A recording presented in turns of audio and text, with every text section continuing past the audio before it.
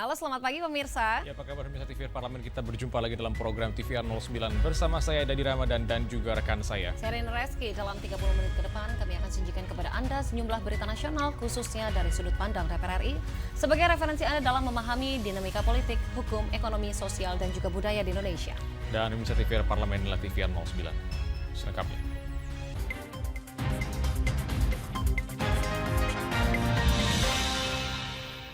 Pemirsa, bencana alam tengah melanda beberapa wilayah di Indonesia, salah satunya bencana lahar dingin yang terjadi di Sumatera Barat.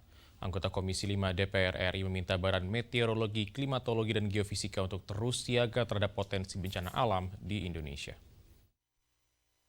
Musibah bencana alam tengah melanda beberapa wilayah di Indonesia.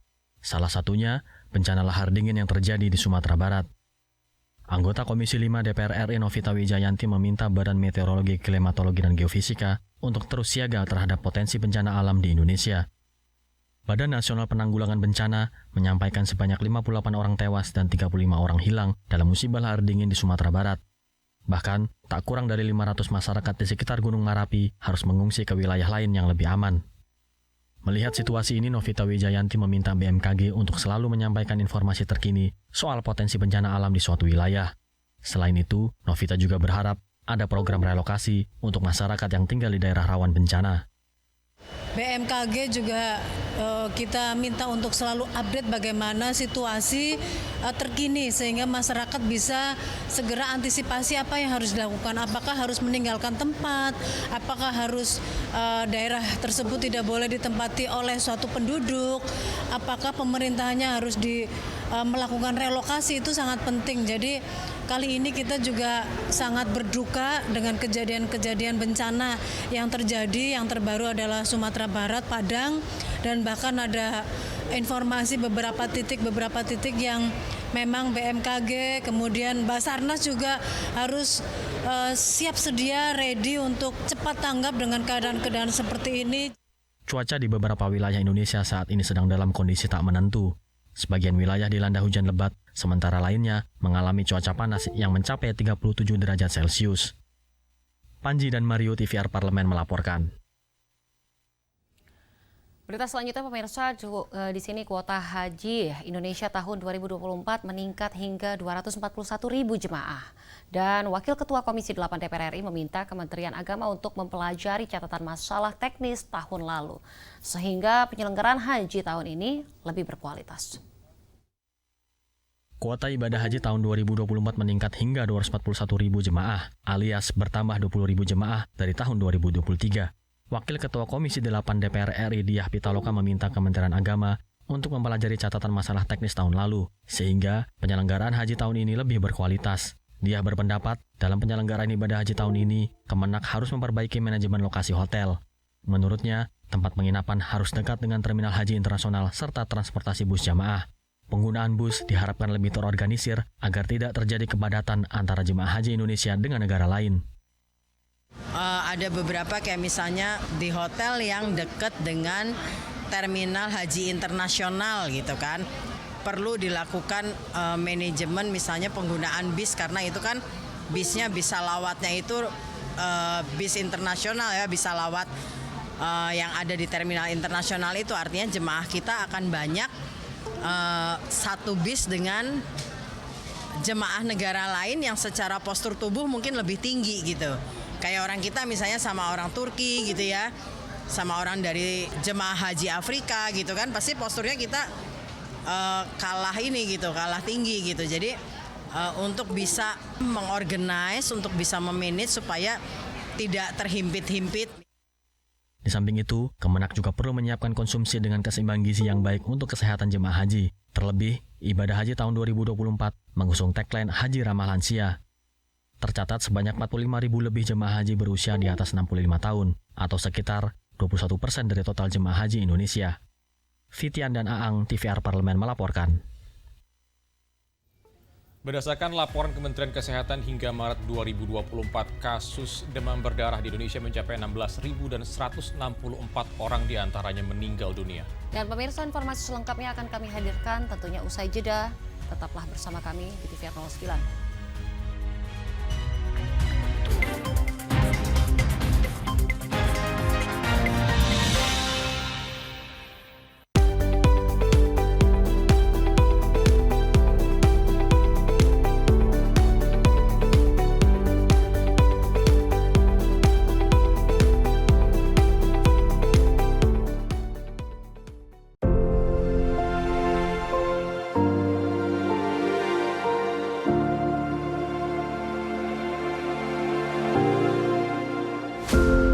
Air sangat penting bagi bumi dan umat manusia. Fungsi kesehatan, lingkungan, dan sosial ekonomi dari air sudah banyak diketahui. Sekitar 71% permukaan bumi tertutup air. Dan lautan meliputi sekitar 96,5% dari seluruh air di bumi. Dengan fungsi penting dan keberadaannya yang melimpah, air menjadi bahan diskusi politik. Oleh karena itu, the Parliamentary Meeting on the occasion of the 10th World Water Forum pada tanggal 19 hingga 21 Mei 2024 di Bali akan dilaksanakan dalam rangka the 10th World Water Forum yang merupakan kerjasama antar Interparliamentary Union, the World Water Council, bersama dengan Dewan Perwakilan Rakyat Republik Indonesia dan Kementerian Pekerjaan Umum dan Perumahan Rakyat Republik Indonesia. Tema umum yang diusung dalam sidang ini adalah memobilisasi aksi parlemen terkait air untuk kemakmuran bersama. Pertemuan sidang ini dirancang untuk mengusulkan komitmen kepada para pengambil keputusan politik yang akan meningkatkan ketahanan air dan akses terhadap air bersih, serta sanitasi bagi mereka yang membutuhkan.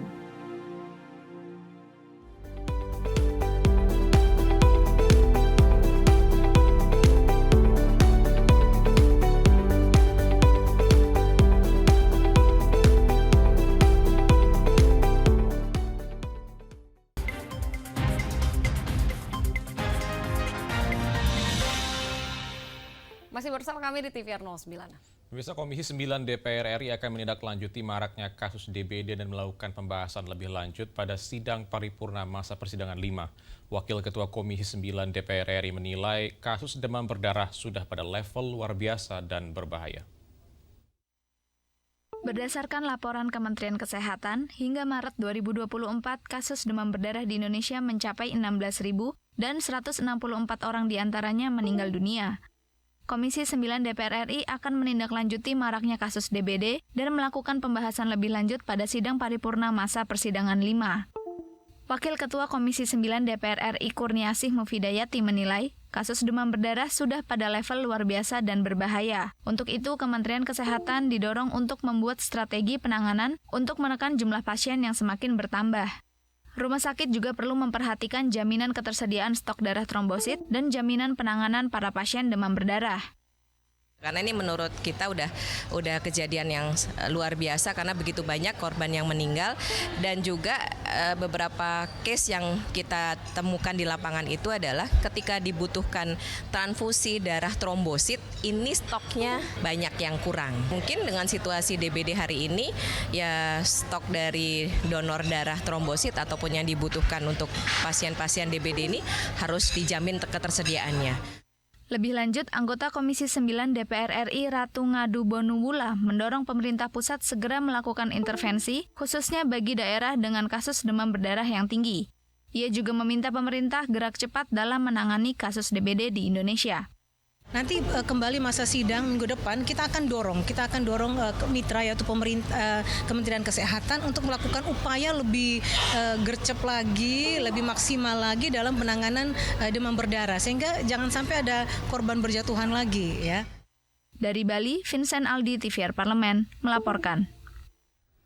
Pemirsa, Wakil Ketua Komisi 8 DPR RI menilai screening kesehatan pada jemaah haji tahun 2024 yang dinilai lebih efektif dari pelaksanaan tahun-tahun sebelumnya dan tentunya hingga pada kloter 8 keberangkatan haji di Embarkasi Bekasi, seluruh jemaah haji bisa diberangkatkan ke Tanah Suci.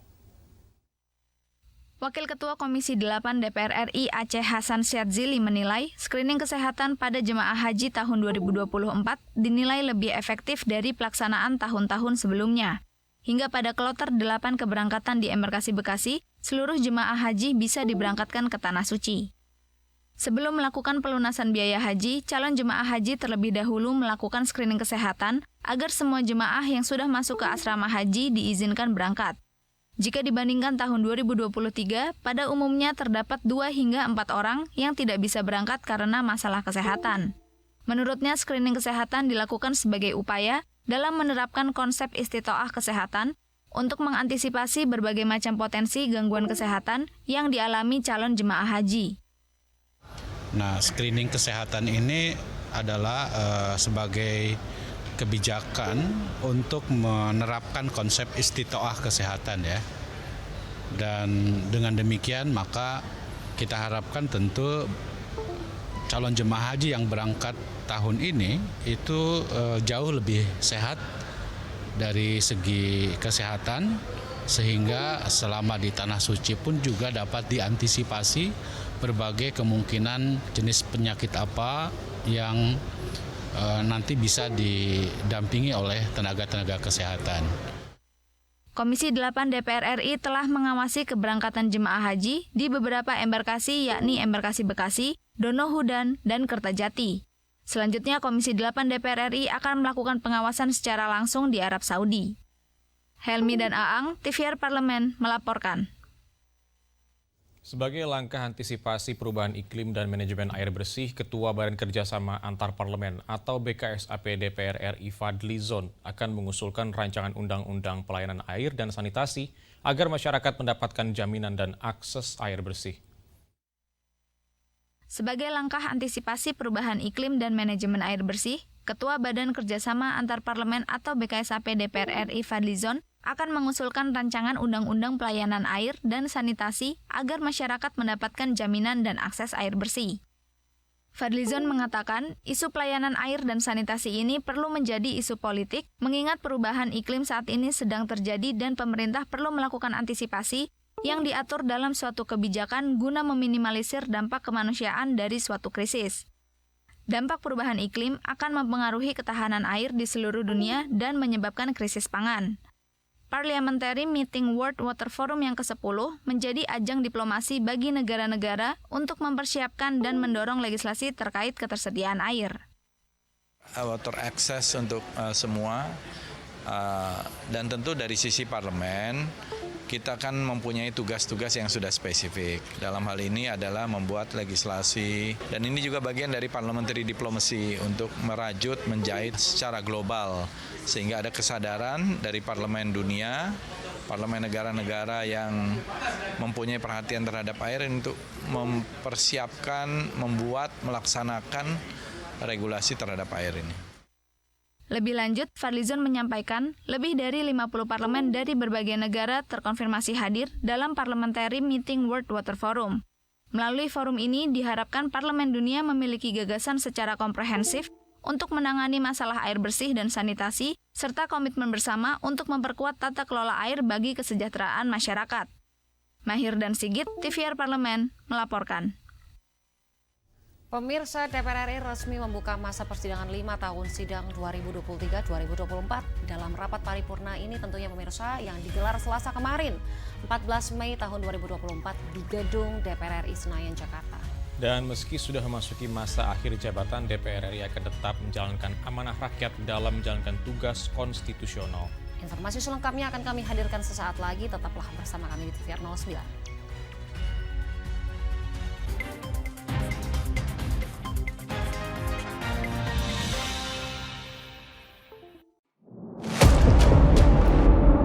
Sini ditambang. Konflik yang terjadi. Sini tidak mengizinkan. Masalah yang tersisihkan menjadi kesenjangan sosial. Ya namanya rakyat kecil gak bisa apa-apa, mau komplain juga gak didengar. Sebab apa? Itu menyangkut isi perut kami semua. Bagaimana memutus keterbatasan untuk didengar?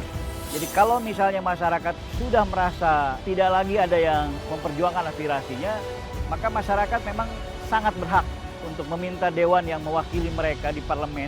Kami menyusuri batas-batas peristiwa, mengurai berbagai polemik yang terjadi, meluruhkan suara-suara marginal, menjadi nyata dalam setiap aspirasi, melaksanakan tugasnya sebagai wakil rakyat. Saksikan Aksi Dewan setiap hari Senin dan Rabu pukul 10.30 waktu Indonesia Barat. Hanya di TVR Parlemen.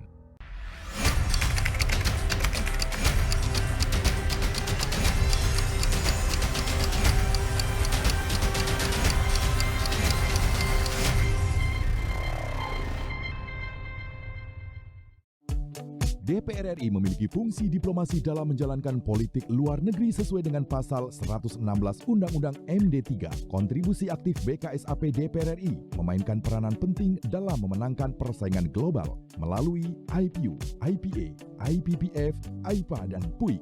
BKSAP memiliki komitmen yang tinggi dalam krisis kemanusiaan dunia. Fungsi diplomasi dijalankan untuk mendukung upaya pemerintah dalam melaksanakan politik luar negeri.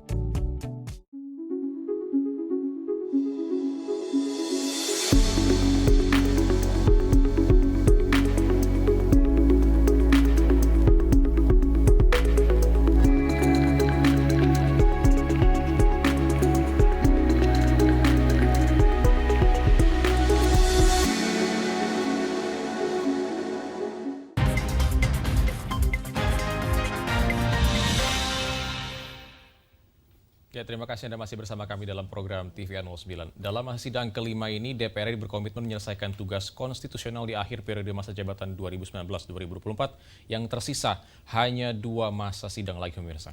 Dan pemirsa, pada masa persidangan ini tentunya DPR RI melalui alat kelengkapan Dewan akan memasuki tahapan siklus pembahasan APBN tahun anggaran 2025. Dan kita saksikan liputan mendalam yang telah dirangkum oleh tim redaksi TVR Parlemen dalam segmen editorial Parlemen. Berikut ini.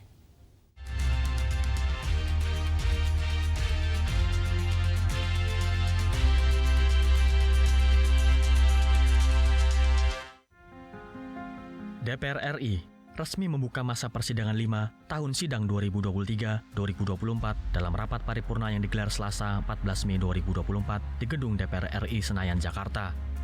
Dalam masa sidang kelima ini, DPR RI berkomitmen menyelesaikan tugas konstitusional di akhir periode masa jabatan 2019-2024 yang tersisa hanya 2 masa sidang lagi. Kerja-kerja DPR RI dalam menjalankan kedaulatan rakyat pada hakikatnya adalah hendak mewujudkan kehidupan rakyat yang sejahtera, negara yang berdaulat, dan bangsa yang berkeadaban semakin tinggi. Pada masa persidangan ini, DPR RI melalui alat kelengkapan Dewan akan memasuki tahapan siklus pembahasan APBN tahun anggaran 2025. Seluruh AKD akan melakukan pembahasan anggaran belanja di kementerian lembaga untuk APBN tahun anggaran 2025. Dalam pelaksanaan fungsi legislasi, DPR RI bersama pemerintah dan DPD RI akan memprioritaskan untuk menyelesaikan pembahasan 43 rancangan undang-undang yang saat ini masih berada dalam pembicaraan tingkat 1. Dalam menjalankan fungsi diplomasi parlemen, pada masa persidangan ini, DPR RI mengagendakan serangkaian kegiatan baik bilateral, regional, maupun internasional. Antara lain, penyelenggaraan parliamentary meeting on the occasion of the 10th World Water Forum pada tanggal 19 sampai dengan 21 Mei 2024 di Nusa Dua, Bali. DPR RI akan memprioritaskan berbagai isu strategis yang menjadi perhatian di tengah masyarakat. Antara lain, 1. Persiapan penyelenggaraan ibadah haji tahun 2024. 2. Kenaikan harga pangan dan sembako. 3. Tumpang tindih regulasi dan penyelesaian masalah pertanahan. 4. Pengurangan emisi karbon dari bahan bakar fosil. 5. Ancaman resiko cuaca panas ekstrim. 6. Persiapan pelaksanaan pemilihan kepala daerah serentak atau pilkada bulan November 2024. Dan yang ketujuh, tekanan perekonomian global pada kondisi moneter dan fiskal. Alat kelengkapan DPR RI yang terkait harus memberikan atensi khusus pada persiapan dan pelaksanaan tahapan pemilihan kepala daerah serentak tahun 2024 yang tahapannya sudah mulai dilaksanakan. Pemilu serentak yang akan dilaksanakan ini merupakan suatu tahapan penting untuk menyelenggarakan pemerintahan daerah yang selaras masa pemerintahannya. Dalam melaksanakan kerja konstitusionalnya tersebut, DPR RI dituntut untuk selalu dapat memenuhi harapan rakyat, membentuk undang-undang yang berkualitas, menyusun anggaran yang memakmurkan rakyat, mewujudkan pemerintahan yang memudahkan hidup rakyat, serta memperkuat kedudukan diplomasi politik luar negeri Indonesia. Menjadi komitmen kita bersama untuk selalu menjadikan rakyat dan kepentingan nasional sebagai keutamaan dalam mengambil keputusan-keputusan kerja konstitusional DPR RI. Dalam melaksanakan kerja konstitusionalnya tersebut, DPR RI dituntut untuk selalu dapat memenuhi harapan rakyat, membentuk undang-undang yang berkualitas, menyusun anggaran yang memakmurkan rakyat, mewujudkan pemerintahan dan memudahkan hidup rakyat, serta memperkuat kedudukan diplomasi politik luar negeri Indonesia. Untuk mewujudkan hal tersebut, pimpinan DPR RI meminta kerjasama antar fraksi dan transparansi dalam membuat keputusan politik, serta komitmen untuk menjadikan rakyat dan kepentingan nasional sebagai unsur pengambilan keputusan di DPR RI. Sehingga seluruh target kinerja anggota DPR RI periode 2019-2024 dapat tercapai dan kebijakan yang dihasilkan dapat berpihak kepada kepentingan masyarakat.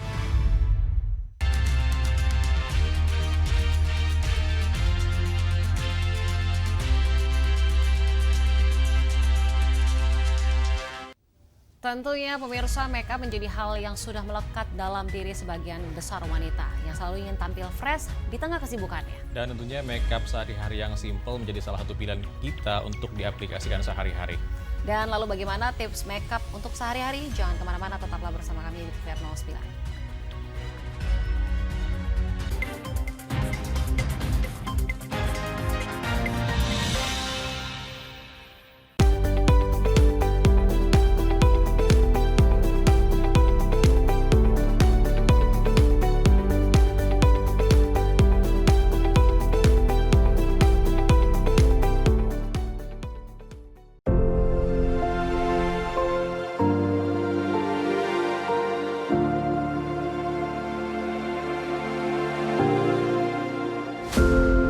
Air sangat penting bagi bumi dan umat manusia. Fungsi kesehatan, lingkungan, dan sosial ekonomi dari air sudah banyak diketahui. Sekitar 71% permukaan bumi tertutup air, dan lautan meliputi sekitar 96,5% dari seluruh air di bumi. Dengan fungsi penting dan keberadaannya yang melimpah, air menjadi bahan diskusi politik. Oleh karena itu, the parliamentary meeting on the occasion of the 10th World Water Forum pada tanggal 19 hingga 21 Mei 2024 di Bali akan dilaksanakan dalam rangka the 10th World Water Forum yang merupakan kerjasama antar Interparliamentary Union, the World Water Council, bersama dengan Dewan Perwakilan Rakyat Republik Indonesia dan Kementerian Pekerjaan Umum dan Perumahan Rakyat Republik Indonesia. Tema umum yang diusung dalam sidang ini adalah memobilisasi aksi parlemen terkait air untuk kemakmuran bersama. Pertemuan sidang ini dirancang untuk mengusulkan komitmen kepada para pengambil keputusan politik yang akan meningkatkan ketahanan air dan akses terhadap air bersih, serta sanitasi bagi mereka yang membutuhkan.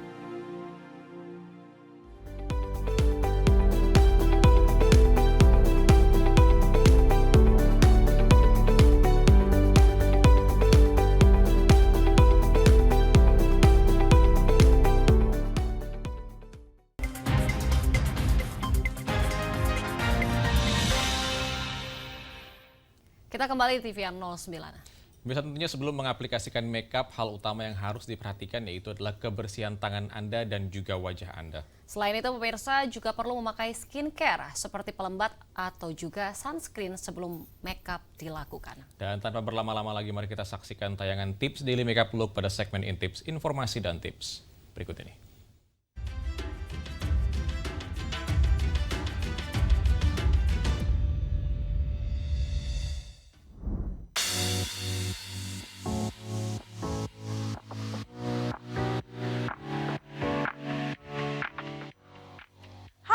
TVR Parlemen. Di episode Intips kali ini, kami akan memberikan tips untuk makeup sehari-hari. Yuk ikutin prosesnya!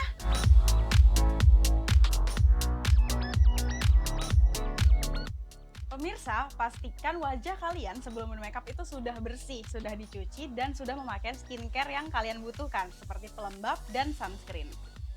Nah pemirsa, untuk daily look juga diperlukan penataan rambut dan hari ini aku akan dibantu sama partner aku. Kita mulai makeup ya. Karena untuk daily makeup, aku hanya akan menggunakan concealer.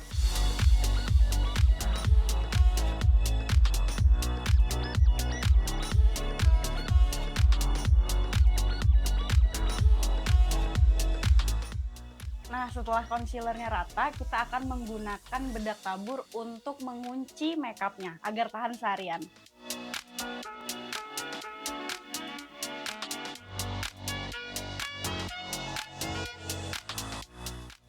Di sini, aku akan menggunakan kuas untuk bedak padat agar hasilnya terlihat lebih natural.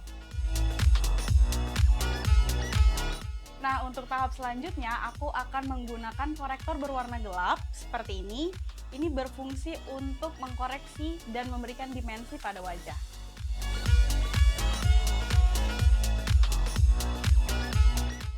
Tahap selanjutnya, setelah shading, kita akan memberikan warna pipi yang sesuai sama tone warna kalian untuk membuat kesan lebih segar lagi. Sedikit tips untuk kalian yang suka banget sama Korean look makeup, blush on ini bisa diaplikasikan di bagian hidung kalian. Nah, ini pasti udah kelihatan kan bedanya? Terlihat lebih segar, lebih cute. Nah, tahap selanjutnya aku akan membuat alis. Ini pasti tahap yang sangat ditunggu-tunggu, ya kan? Yuk, aku praktekin ya. Nah, untuk membuat alis, kalian bisa membingkai bagian bawah dari alis kalian dan juga bagian atas, lalu mengisinya dengan pelan-pelan. Setelah itu, kalian sisir menggunakan spoolie. Selanjutnya kita bisa menggunakan korektor berwarna terang untuk mengkoreksi lagi bagian bawah alis supaya terlihat lebih rapi.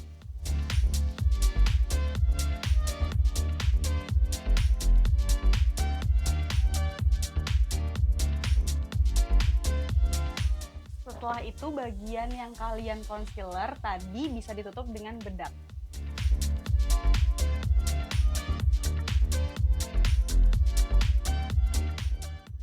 Nah, selanjutnya aku akan mengaplikasikan eyeshadow. Di sini aku akan menggunakan warna-warna natural yang akan cocok digunakan seharian, seperti warna coklat muda, dan juga ada warna pink muda, lalu ada warna krem di sini. Ini bisa kita mix dan kita gunakan sesuai dengan kebutuhan. Nah, untuk sehari-hari, warna seperti yang aku praktekkan ini sudah sangat cocok karena terlihat segar tapi juga tidak terlalu mencolok. Kalau kalian nggak nyaman dengan memakai bulu mata untuk tampilan sehari-hari, kita bisa menggantinya dengan maskara. Sekarang aku mau jepit bulu mata dulu ya.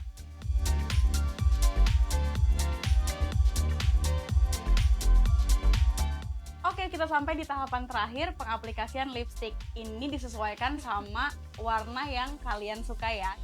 Aku memilih warna nude yang seperti ini ya.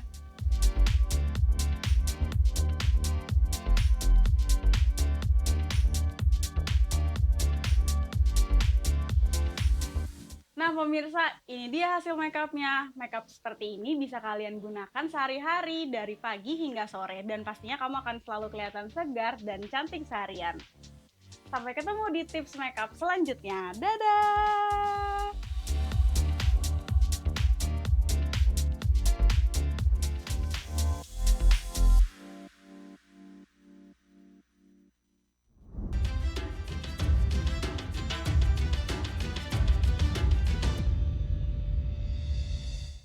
Dan pemirsa TVR Parlemen, demikian TVR 09 edisi pagi ini. Segenap kru TVR Parlemen yang bertugas mengucapkan terima kasih telah menyaksikan TVR 09 pagi ini. Saya Dadi Ramadan dan juga rekan saya. Saya Reski, sampai jumpa di TVR 09 selanjutnya. TVR Parlemen, Referensi Indonesia.